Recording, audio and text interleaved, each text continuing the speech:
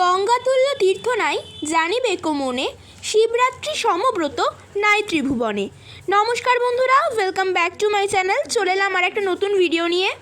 সামনেই আসছে মহাশিবরাত্রি, তাই আমার আজকের ভিডিওতে থাকছে শিবরাত্রির সম্পূর্ণ পূজা পদ্ধতি, উপবাস বিধি এবং যারা অসুস্থ 4 প্রহরে উপবাস করে বাবার মাথায় জল অর্পণ করতে পারবেন না তাদের জন্য আমাদের শ্রী শ্রী ঠাকুর রামকৃষ্ণ পরমহংসদেব কী বিধান দিয়েছেন, এবং যারা শারীরিক সমস্যার কারণে রাত জেগে 4 প্রহরে পূজা করতে পারবেন না তারা কিভাবে 1 প্রহরেই পূজা করে 4টি প্রহরের ফল লাভ করবেন, সেই সমস্ত নিয়ম বিধি এবং মন্ত্র সহ আমার আজকের ভিডিওটি। তাহলে চলুন আমার আজকের ভিডিওটি শুরু করা যাক। শিবরাত্রির ব্রত মানেই উপবাস। এই বিষয়ে শ্রী শ্রী ঠাকুর বলতেন, উপবাস সেটা নয় যেটা প্রতিটা মানুষ সারাদিন কিছু না খেয়ে নিজের শরীরের ক্ষতি করে ভগবানের প্রীতি সাধনের জন্য করছে। উপবাস হলো কোনো প্রাণীকে, কোনো মানুষকে কষ্ট না দিয়ে সারাদিন নিজের মনের সমস্ত দুশ্চিন্তা ভুলে গিয়ে ভগবানের নিকটে বাস, সেটিকেই বলা হয় উপবাস। এই জন্য শ্রী শ্রী ঠাকুর কথামৃতে বলেছেন, এদিকে সকাল থেকে কিছু না খেয়ে শিব মন্দিরে গিয়ে বসে রয়েছে, আবার ওদিকে পেট চুই করছে, শরীরটাও খারাপ লাগছে। এই অবস্থায় কি আর ভক্তি ভরে ভগবত সেবা করা যায়? ওই জন্য শ্রী শ্রী ঠাকুর বলতেন, উপবাস হয় 3 প্রকার। আমার যে ভক্ত যেভাবে উপবাস করতে চাইবে, তার শরীর যেভাবে নেবে সে সেভাবেই করবে। প্রথম প্রকার উপবাস হলো নির্জলা উপবাস। এই উপবাসে ভক্তরা কোনো খাওয়ার তো দূরের কথা, জল অবধি স্পর্শ করে না। এই উপবাস বড় কঠোর। এর পরের উপবাস হলো সফলা উপবাস। এই উপবাসে ভক্তরা দুধ, ফল, জল, দইয়ের ঘোল, সন্দেশ, রসগোল্লা, দুধের তৈরি নানাবিধ মিষ্টি, সাবু, ছোলা এবং কাজু বাদাম, কাঠবাদাম ইত্যাদি গ্রহণ করতে পারে। এর পরের উপবাসটি হলো আনন্দ উপবাস। এই আনন্দ উপবাসে শ্রী শ্রী ঠাকুর তার ভক্তদেরকে লুচি, কুমড়ের ছক্কা, পরোটা, ছোলার ডাল, কচুরি, শ্যামার খিচুড়ি, সাবুর খিচুড়ি, ডালিয়া ইত্যাদি খেয়ে থাকতে বলতেন। শ্রী শ্রী ঠাকুরও সমস্ত পুজোতে এই আনন্দ উপবাসই পালন করতেন। তিনি বলতেন, যদি ভক্ত আনন্দ করে ভগবানের সেবা করে, ভগবান সেই সেবাই আনন্দ করে গ্রহণ করবে। তাই জন্য শ্রী শ্রী ঠাকুর তার ভক্তদেরকে লুচি, পরোটা, শ্যামার খিচুড়ি, ডালিয়ার খিচুড়ি প্রভৃতি খেয়ে শিবরাত্রিতে উপবাসী থাকতে বলতেন। আশা করছি শিবরাত্রির উপবাস সম্পর্কে আপনাদের মনের মধ্যে যে প্রশ্নগুলি ছিল, আপনারা সেই প্রশ্নগুলির উত্তর পেয়ে গেছেন। তাহলে চলুন এবার জেনে নেওয়া যাক শিবরাত্রি পূজার সময়সূচি। আমি কিন্তু আজকে 1 প্রহরেই আপনারা কিভাবে 4 প্রহরে শিবরাত্রির পূজা করবেন সেই পদ্ধতি এবং সময়সূচি দেখাচ্ছি, তাই আজকে সেই বিধি এবং সেই সময়সূচিটাই আপনাদের সামনে তুলে ধরবো। শিবরাত্রি তিথি শুরু হবে আগামী 15ই ফেব্রুয়ারি 2026 বিকেল 5টা 4 মিনিট থেকে, এবং পূজার শুভ সময় শুরু হবে আগামী 15ই ফেব্রুয়ারি 2026 সন্ধ্যা 6টা 23 মিনিট থেকে, এবং পুজোর শুভ সময় সমাপ্ত হবে রাত্রি 1টার মধ্যে। এবং যারা 4 প্রহরের পূজা 1 প্রহরেই করবেন তারা অবশ্যই সন্ধ্যা 6টা 23 মিনিটের পর রাত্রি 1টার মধ্যে যখন ইচ্ছা পূজা করতে পারেন, কোনো অসুবিধে নেই। তাহলে চলুন এবার পূজার বিধি জেনে নেওয়া যাক। 15ই ফেব্রুয়ারি শিবরাত্রি মানে তার আগের দিন 14ই ফেব্রুয়ারি সংযম পালন করতে হবে। সংযমের দিন অবশ্যই নিরামিষ আহার গ্রহণ করতে হবে এবং 1 বেলা অন্ন গ্রহণ করতে হবে। দ্বিতীয় বেলা রুটি, লুচি, পরোটা প্রভৃতি যা ইচ্ছা গ্রহণ করা যেতে পারে, কিন্তু অবশ্যই নিরামিষ।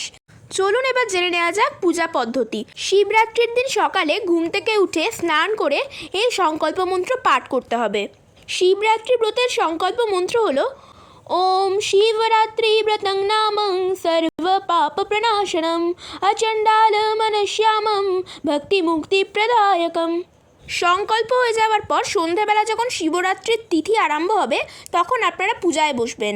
ঘরের উত্তর দিকে একটি জল চৌকি স্থাপন করে তার মধ্যে হলুদ অথবা সাদা রঙের পাতন বস্ত্র পাতবেন।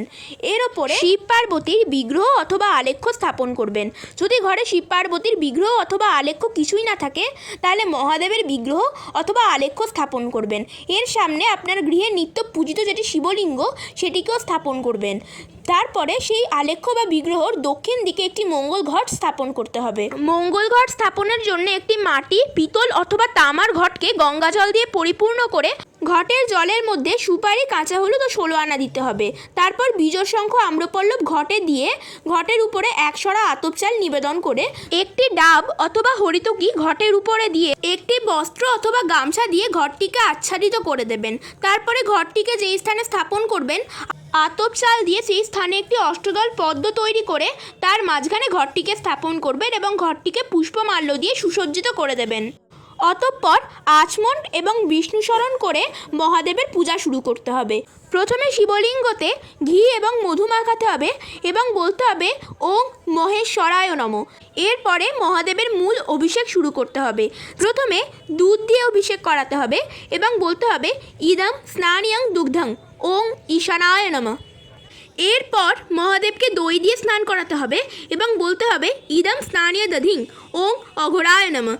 এরপর মহাদেবকে ঘি দিয়ে স্নান করাতে হবে এবং বলতে হবে ইদং স্নানীয় ঘৃতং ওং বামদেবায় নমঃ। তারপরে মধু দিয়ে স্নান করাতে হবে এবং বলতে হবে ইদং স্নানীয় মধুং ওং সদ্যজাতায় নমঃ। তারপর মহাদেবকে মিশ্রিত জল দিয়ে স্নান করাতে হবে, ফলের রস দিয়ে স্নান করাতে হবে এবং চন্দন মিশ্রিত জল দিয়ে স্নান করাতে হবে।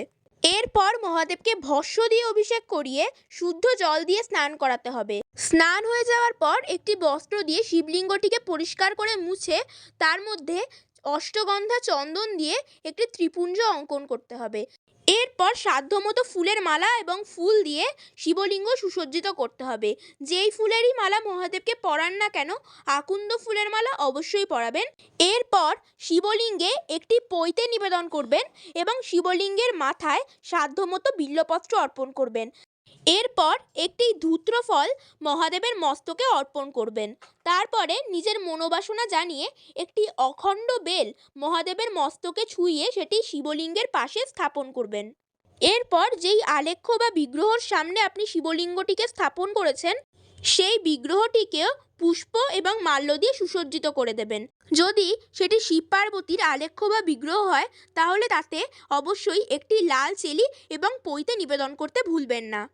এরপর একটি করে গন্ধপুষ্প নিয়ে মঙ্গল ঘটে নিবেদন করতে হবে এবং বলতে হবে এতে গন্ধপুষ্পে নম শিবায় নমঃ, এতে গন্ধপুষ্পে নম গণেশায় নমঃ, এতে গন্ধপুষ্পে নম দুর্গায় নমঃ, এতে গন্ধপুষ্পে নম গণেশাদি পঞ্চদেবতাভ্যো নমঃ, এতে গন্ধপুষ্পে নম সর্বেভ্য দেবেভ্যো নমঃ, এতে গন্ধপুষ্পে নম সর্বেভ্য দেবীভ্যো নমঃ। এরপর শিবলিঙ্গে একটি পুষ্প অর্পণ করবেন এবং বলবেন এতে গন্ধপুষ্পে নম অষ্টমূর্তিভ্যো নমঃ। তারপর শিবলিঙ্গের গৌরী পীঠে একটি পুষ্প নিবেদন করবেন এবং বলবেন এতে গন্ধপুষ্পে নম গৌর্যই নমঃ।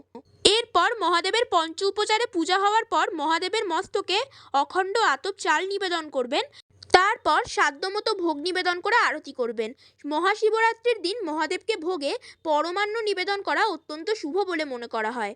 এছাড়াও এই দিন মহাদেবের নৈবেদ্যে অবশ্যই নারকেল কুল দেবেন, কারণ নারকেল কুল হচ্ছে মহাদেবের অত্যন্ত প্রিয়। অতঃপর মহাদেবের আরতি করে ব্রতকথা পাঠ করবেন বা শ্রবণ করবেন। বন্ধুরা, এটাই ছিল আমার একদম সহজ সরলভাবে মহাশিবরাত্রির পূজা পদ্ধতির ভিডিও। যারা 4 প্রহরে উপবাসী থেকে পূজা করতে পারবেন না তারা এইভাবে অবশ্যই মহাদেবের পূজা করতে পারেন। এই 1 প্রহরে পূজাতেই আপনারা 4 প্রহরে পূজার ফল অবশ্যই লাভ করবেন। তো বন্ধুরা, যদি আমার ভিডিওটি ভালো লেগে থাকে অবশ্যই আমার ভিডিওটিতে একটি কমেন্ট করে দেবেন এবং আমার চ্যানেলটিকে সাবস্ক্রাইব করে দেবেন। আবার দেখা হবে পরের ভিডিওতে। জয় বাম জয় তারা।